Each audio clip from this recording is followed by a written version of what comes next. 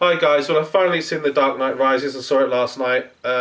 Decided to wait a little while before I reviewed the film, see how I feel in the morning, so to speak. I've been thinking about it a lot, and personally I feel that this is a wonderful movie. Probably I will put it joint first with Avengers, although you can't really compare the two. I'll give reasons for that later on.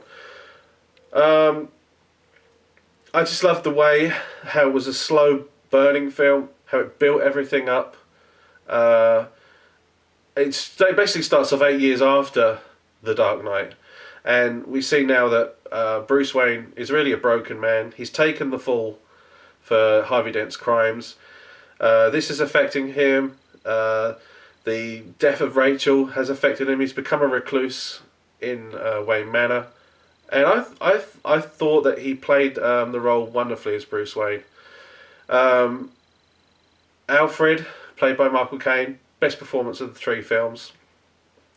Really, you could feel the pain with the way Michael Caine was acting, the pain and suffering that he's seeing, watching a man who he considers like a son, just suffering and wasting away and not living his life. He's not even, he's decided not to be Batman, but he's basically decided not to be, live a life as Bruce Wayne either. And that's quite a powerful moment when he gives a speech to Bruce about that. Commissioner Gordon, the conscience of allowing Bruce Wayne to take, or Batman to take the fall for Two-Face is also playing on his conscience. It it really feels like the decision they made at the end of The Dark Knight was the wrong decision. Something that another character will sort of portray when he finds out about that. And as I said, with Commissioner Gordon, he you can see that he kind of feels that the way that Gotham is being run now, with the Harvey Dent Act, is all predicated on a lie, and while things are better, it doesn't feel like it's just. And I love the way that the first act kind of builds up with this real kind of despair of what's happened with this situation. We also see that through Catwoman that the rich are the rich are rich and the poor are poor, and nothing really has changed within Gotham. There's still an undercurrent of crime. So while on the outset everything looks fine and dandy, technically there is an unjust feeling about the Gotham. And I thought that Anne Hathaway was great in this. She showed great range now for me. I think hopefully you'll get roles, less comedy roles, more serious roles. Played Catwoman perfectly. Played right in the middle of the line between good and evil. You're not too sure which side she's on. Great interaction between her and Bruce Wayne. Joseph Gordon-Levitt, who plays a young cop called Blake, really enjoyed his character too, and the journey he takes, and the conclusion for him, which I found very satisfying. And with this whole first act, with the gap of not actually seeing Bruce Wayne become Batman, it kind of makes you sit there and you think, wow, what's going on here? This is not good. This is some pretty bad stuff going on. It seems to be getting worse and worse and worse. So when things finally come to a head after the first act, Bane is finally turned up, and he's ready now to take over Gotham. Wonderfully played by Tom Hardy, by the way. The guy is restricted by a mask, but just emotes everything with his eyes, and I was just very impressed with that. Just a very physical actor, and can do stuff that other actors probably wouldn't be able to manage to do. But just you could see all the emotions going on with the way he was portraying the character, just without hardly ever seeing much of his face.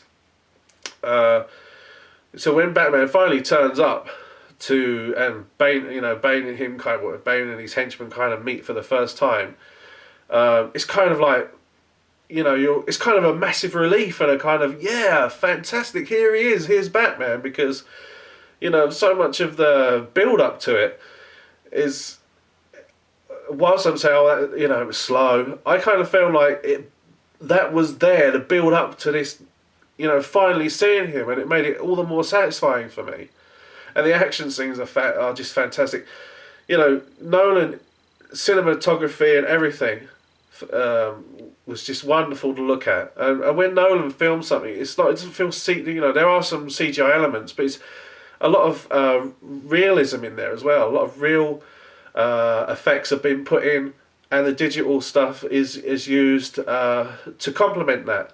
And that's the difference between that and other action films. You can really see the benefit, and the money is there on the screen. Take, for instance, the Batpod.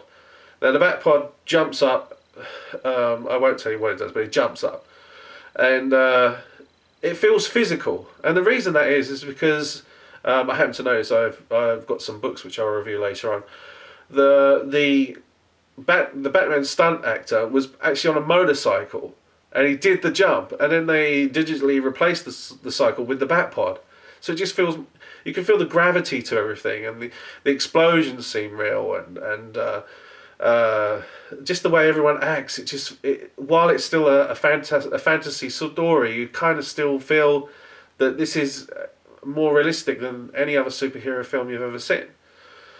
And the emotions for me, you really care about these characters. You even start to care about certain characters that haven't even been introduced until the third film. There's a scene where Bruce is really, down on his luck, and he gets introduced to these other new characters, and you're interested in them. It's kind of an up and down film, things are going good, things are going bad.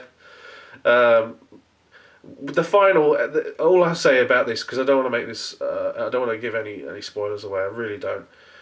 The final act, it does seem a little bit rushed sometimes. I kind of feel that a lot of build-up was there, which then no one realising in the third act, I'm going to have to sort of rush it along now, and it did. That was the only criticism I would have for the film. It did seem to jump a little bit more in the third act, and skip certain things.